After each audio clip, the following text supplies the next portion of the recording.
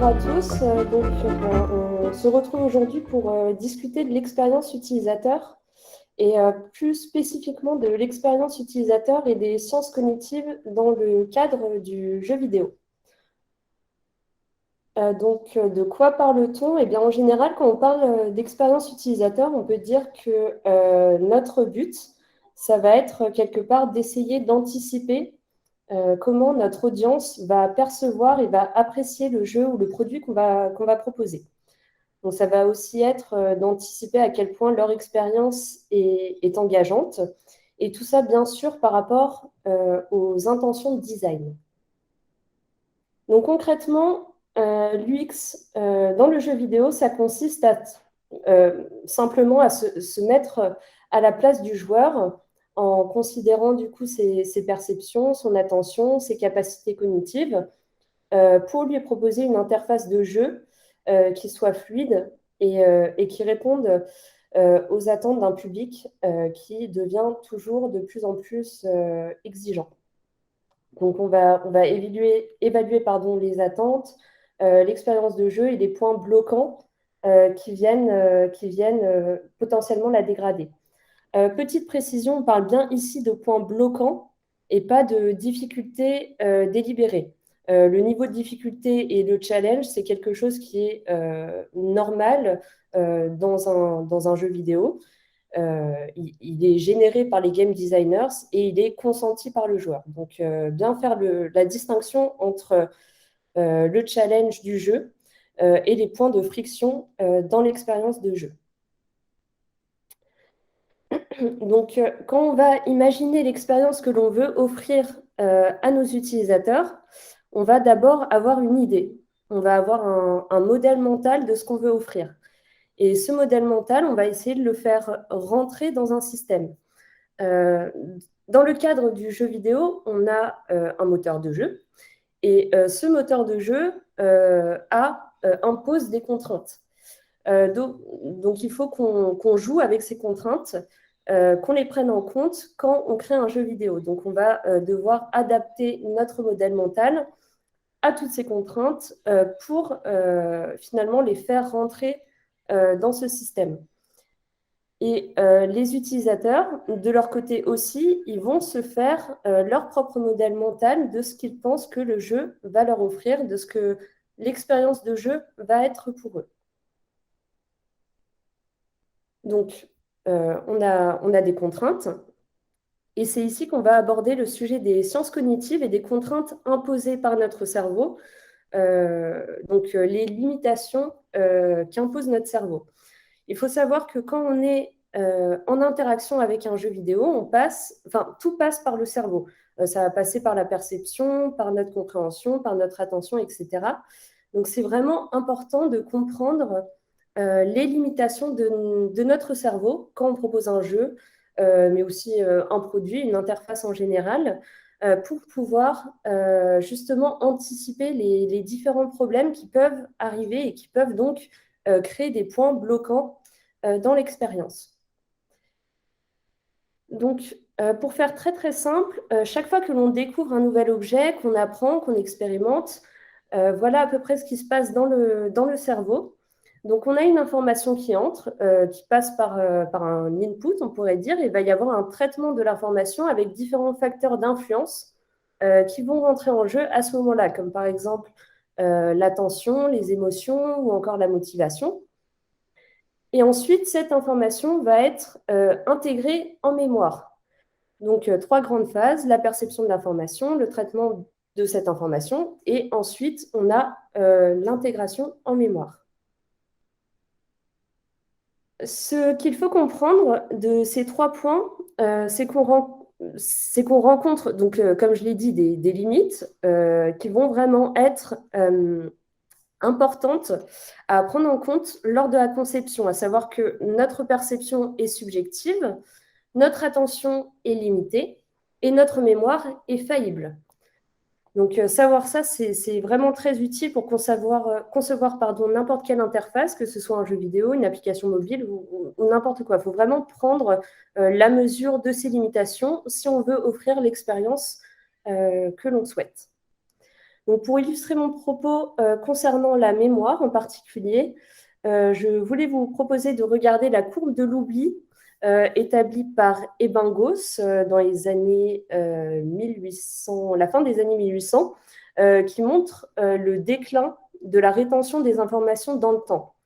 Donc, on peut voir ici que le rappel de ce qu'on écoute et de ce qu'on apprend décroît très, très vite. En réalité, dès le premier jour, voire dès les premières heures, même les premières minutes, en fait, on oublie très rapidement les informations. Donc, c'est notamment pour ça qu'on préconise beaucoup de prendre beaucoup de notes pour pas oublier des informations qui peuvent être importantes. Pourquoi je parle de ça? Tout simplement parce que ce sujet de la mémoire faillible, c'est un très gros problème dans le cadre du jeu vidéo, puisque jouer, c'est quelque chose que l'on peut faire sur plusieurs jours, et donc il faut pouvoir s'assurer que d'un jour à l'autre, les joueurs n'oublient pas tout simplement ce qu'ils doivent faire et comment jouer et comment le jeu fonctionne. Donc c'est pourquoi dans les jeux vidéo, on a quelque chose de très important qui s'appelle le Head of Display, ou en français l'affichage tête haute. Donc qu'est-ce que c'est? Tout simplement, ça va être l'ensemble des informations qui sont affichées en périphérie du centre de l'écran et qui renseignent du coup le joueur sur son personnage et son environnement. Donc ici, j'ai pris comme exemple le jeu Assassin's Creed, produit par Ubisoft, qui est un des pionniers en la matière. Et du coup, ici, le Head of Display, ça va être, par exemple, mon score, mon niveau, ça va être la santé de mon personnage, ça va être l'arme que j'utilise dans le jeu, combien d'argent mon personnage a, la carte du monde, ma position sur la carte, ça va être la position des ennemis dans le jeu, les informations de mission, le chat avec les joueurs en ligne, si c'est un jeu en ligne, etc. Donc, on a aussi en UI souvent des petites pop-up pour nous rappeler la touche qu'il faut utiliser pour que notre personnage réalise une certaine action.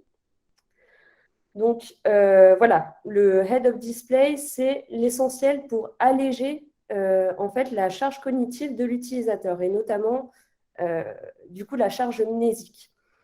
Alors, il y a certains développeurs qui disent que c'est mieux d'enlever le maximum de ces informations pour pouvoir vraiment s'immerger dans le jeu.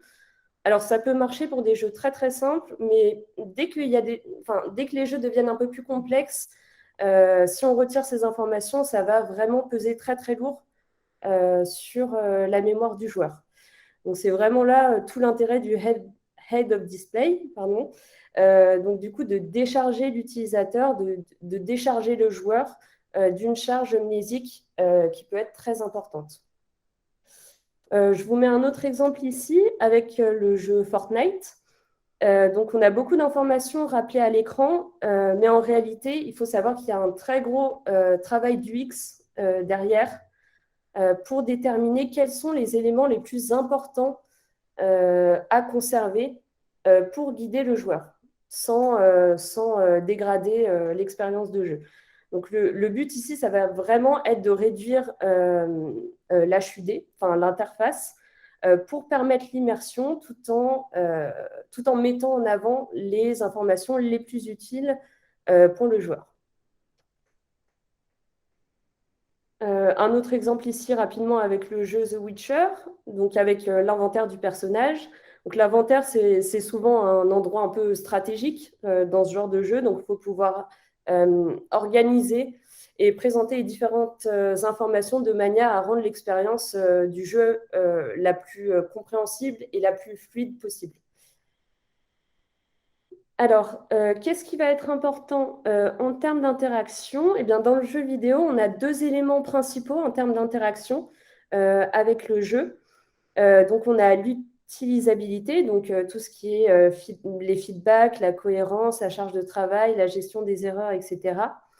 Et après, on va avoir la capacité du jeu à engager le joueur, en fait. Donc, ça va comprendre la motivation, les émotions, le game flow, etc. Donc, l'utilisabilité, c'est quelque chose qu'on connaît bien, mais un jeu vidéo, même s'il est utilisable, même s'il a une bonne utilisabilité, il peut être ennuyeux. Et on joue vraiment à un jeu pour le plaisir de jouer. Donc le jeu doit être engageant. Donc cette dimension de capacité à engager le joueur, elle est vraiment très très importante pour les jeux et d'ailleurs pour beaucoup d'autres produits en fait. Euh, D'ailleurs, Don Norman parle d'emotional design dans ce sens-là, le design qui peut être aussi émotionnel. Donc la dimension émotionnelle dans le jeu vidéo est très très importante. Un exemple pour la compréhension dans le jeu vidéo, si on veut être sûr que les interfaces et les éléments dans le jeu soient intuitifs, il faut s'assurer qu'ils soient compréhensibles, qu'ils soient affordants. C'est vrai pour les icônes, pour l'environnement, mais aussi pour les personnages dans un jeu. Là, par exemple, on a les personnages de Mario et on peut assez simplement comprendre rien qu'en les regardant, combien chacun des personnages peut être dangereux pour nous. Là, par exemple, en haut à gauche, on a un boulet avec des dents. On voit qu'il est attaché au sol. Bon, bah, je me dis, il ne peut pas me faire trop de mal. Il est dangereux, mais seulement dans un certain périmètre précis. Donc ça, c'est ce qu'on appelle le form follows function. Donc c'est quelque chose qui signifie que la forme d'un item informe sur sa fonctionnalité, sur bah, du coup comment il fonctionne, sur comment on va interagir avec, etc. Donc voilà, un simple exemple pour vous montrer un petit peu comment on peut déjà retirer certaines frictions là où on ne veut pas en avoir du coup dans le jeu pour que les joueurs puissent se concentrer sur le challenge là où il est placé dans le jeu.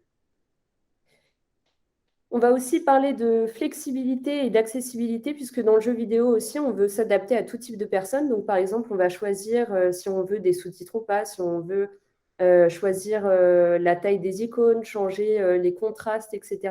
Donc, ça, c'est quelque chose qui est très important euh, bah, pour des questions d'accessibilité, pour que tout le monde ait accès au jeu. Et c'est en train de revenir, de venir de plus en plus sur le devant de la scène. Et en vérité, il y a des choses qui sont très très simples à faire et à implémenter pour rendre une interface de jeu accessible, si bien sûr on le planifie en amont dans le développement, etc. Donc le site, par exemple, gameaccessibilityguidelines.com donne plusieurs conseils justement pour aider à implémenter des éléments pour rendre l'interface de jeu plus accessible.